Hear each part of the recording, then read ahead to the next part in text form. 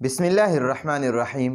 نن زمونږ د طریقة العصریه د اولې حصې الدرس الرابع عشر یعنی 14 درس دی او سبق نمبر 66 دی، شپږ نمبر درس دی. او په نن درس کې د الدرس الرابع عشره د 14 درس دویم سبق دی. دې نه مخکې درس کې مونږ د انتما او د نحنو او د هما وغیره د دې مونږ بحث کړو. ضروری قاعده مې ویلې وې او د الفاظو معنی مې ویلې وې. په نن درس کې به مونږ انتما، انت معنی ده ته یو سړی، انتما تاسو دواړه سړي، او انت معنی ده ته یوه ښځه، انتما تاسو دواړه ښځې. نو دا انتما د ښځو سړو دواړو لپاره استعمالیږي، او نحنو د دوو ښځو یا د دوو سړو او د ډیرو ښځو یا د ډیرو سړو لپاره استعمالیږي. نو دلته مونږ صرف د مذکر دپاره د سړو دپاره انتما او نحنو استعمالو. انتما معنی تاسو دواړه او نحنو معنی ده مونږ دوه یا ټول مذکر. ما ورته لیکلي مذکر چې دا د مذکرو دپاره صرف استعمالیږي. نن مونږ د دوو مذکرو دپاره انتما او د دوو مذکرو دپاره نحنو استعمالو. نو دلته کوي انت ولدن، ته الکی، و انت ولدن او ته الکی. دا دوه الکان دي، دا دوه الکان دي. زه درته وایم انت ولدن و انت ولدن، انت ولدن و انت ولدن. نو عرب داسې نه وایي، عرب وایي انتما، انتما تاسو دواړه، انتما تاسو دواړه. ولدانې د انت تسنیه چې دی انتما دی، او د ولدن ولدن تسنیه ولدانې دی. تسنیه دوه ته وایي، تسنیه دوه ته وایي. نو انت ولدن و انت ولدن، انت ولدن و انت ولدن. نو داسې به نه وي، عرب داسې نه وایي. نو عرب دواړو ته وایي انتما تاسو دواړه، ولدانې الکان یې.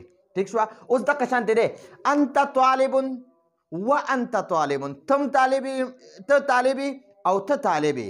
انت طالبن ته طالبي، و انت طالبن او ته طالبي. نو د دې انت او انت دپاره به انتما راولي، انتما تاسو دواړه، انتما تاسو دواړه. او د طالبن طالبن په ځای باندې به طالبانې راولي، طالبانې. نو انت طالبن و انت طالبن، ته طالب یې او ته طالب یې. نو د دې عربي وي د انت تسنیه شوه انتما، انتما، او د طالبن طالبن تسنیه شوه طالبانې، طالبانې. ٹھیک شوه. نو انتما طالبانې تاسو دواړه طالب علمان یئ، انتما طالبانې تاسو دواړه طالب علمان یئ. اوس زه تا نه تپوس کوم، تا نه دا دوه کسان دي، د دې دواړو نه زه تپوس کوم، یا بلکل د دې دواړو نه زه تپوس کوم من انتما. من معنی ده څوک یئ، انتما تاسو دواړه، من انتما تاسو دواړه څوک یئ، من انتما تاسو دواړه څوک یئ. زه د دې دواړو کسانو نه، د دوه هلکانو نه تپوس کوم من انتما تاسو دواړه څوک یئ، من انتما تاسو دواړه څوک یئ. نو دا راله جواب راکوي، دا دواړه راله جواب راکوي، وایي نحنو مونږ دواړه، نحنو مونږ دواړه طالبانې طالب علمان یو. ٹھیک شوه. دا دواړه وایي نحنو مونږ دواړه، نحنو مونږ دواړه طالبانې طالب علمان یو. نو دا نحنو د دوو کسانو دپاره هم راځي او د ډیرو کسانو دپاره هم راځي. اوس دلته کې دا نور دوه کسان دي، اوس دا نور دوه کسان رالل. نو د دوی نه زه تپوس کوم من انتما، من انتما. تاسو د یو کس نه چې تپوس کوې نو هغه ته به من انته، ته څوک یې. او چې د دوو نه تپوس کوې من انتما تاسو دواړه څوک یې، من انتما تاسو دواړه څوک یې، من انتما تاسو دواړه څوک یې. نو دا دواړه راله جواب راکوي، دا دواړه جواب راکوي، وایي نحنو مونږ دواړه، نحنو مونږ دواړه ولدانې هلکان یو، مونږ دواړه هلکان یو. دا وګوره دا وایي انا ولدن، انا ولدن، او دا هم وایي انا ولدن. نو دا خو اوس دوه دي، نو دا دواړه به بیل بیل نه وایي. زه د دواړو نه په یو ځای تپوس کوم من انتما تاسو دواړه څوک یې. نو دا دواړه به راله دې کې به یو کس راله جواب راکوي، وایي نحنو مونږ دواړه، نحنو مونږ دواړه ولدانې هلکان یو. نو که یو کس وي نو هغه ته به زه وایم من انته، ته څوک یې. هغه به وایي انا ولدن، زه هلک یم، انا ولد، زه هلک یم، انا ولد، زه هلک یم. او که د دوو نه تپوس کومه من انتما تاسو دواړه څوک یې، نو دوی به راته وایي نحنو ولدان، نحنو ولدان، یا نحنو ولدانی، نحنو ولدانی، مونږ هلکان یو، مونږ دواړه هلکان یو. ٹھیک شوه. دا خو د انتما د حاضر نه زه تپوس کوم. اوس دوه کسان غایب دي. یو هو معنی ده هغه یو سړی، هغه یو سړی، او هما معنی ده هغه دوه سړي. نو دا هما د دوو سړو دپاره هم استعمالیږي، د دوو ښځو دپاره هم استعمالیږي. خو دلته مونږ ورته مذکر لیکلی، نو مطلب دا دی چې مونږ صرف دا د مذکرو دپاره استعمالو. نو زه وایم دا سعید دی خو موجود نه دی.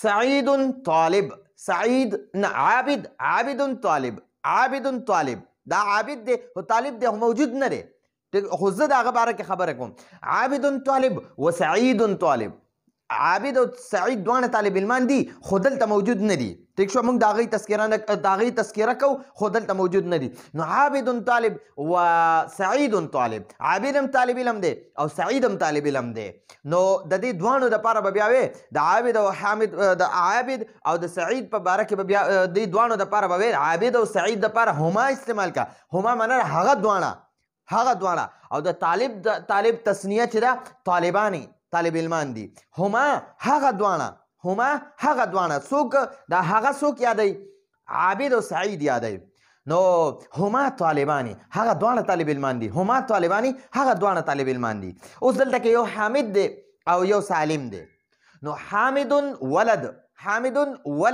حامد الک دی حامد ولد حامد الک دی وسالم ولد او سالم ملک دی وسالم ولد او سالم مالک دی حامد ولد حامد الک دی وسالم ولد او سالم الک دی نو د حامد او د سالم د پاره دا موجود نه دي مونږ دغه تذکره کوو موجود نه دي د دې دوانو تذکره کوو خو موجود نه دي نو د دې دوانو د پاره به تاسو راولي هما هغه دوانه ولدانی هلکان دي هما ولدانی هغه دوانه هلکان دي نو عربوی هما ولدان هغه دوانه هلکان دي د یو د پاره وای حامد ولد حامد الک دی وسعید ولد وسالم ولد او سالم الک دی او د دوانو د پاره هما ولدان دی خو ولدانی او هغوی وی هما ولدان هغه دوانه هلکان دي ټیک شوه اوس وی دا دوه کسان خو موږ نه ډېر لرې دي که موږ سره یو کس نږدې نو زه به د هغه باره کې تپوس کوم من هذا دا څوک دی که دوه را سره نږدې وي نو د هغې باره کې به تپوس کوم من هذان دا دواړه څوک دي اوس که دا رانه ښه لرې وي دا دواړه رانه ښه لرې دي دوه دي او ډېر لرې دي رانه نو زه به د یو باره کې به زه تپوس کوم یو کس دی او ډېر لرې دی رانه نو زه به من ذالکه هغه څوک دی او که دوه وي که نه نو زه به وایم من ذانکه هغه دواړه څوک دي ټیک شوه نو دلته کې یو سوال کړی من ذانکه الولدان دا دوه هلکان دي خو لرې دي نو زه تپوس کوم من ذالکه الولدان هغه دواړه هلکان څوک دي موجود دي خو لرې دي نو د هغې دپاره به وایم من ذالکه یو دپاره او ذانکه د دوو دپاره او اولایکه بیا د ډېرو دپاره استعمالیږي